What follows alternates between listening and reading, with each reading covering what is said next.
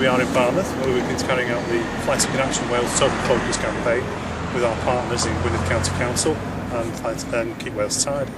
The aim of our campaign this week has been to raise awareness of the problems that fly tipping causes and the blight it puts on all our communities. What we've done this week is, amongst other things, we've done a clean-up on the beach with the children from the Scholar Traeth.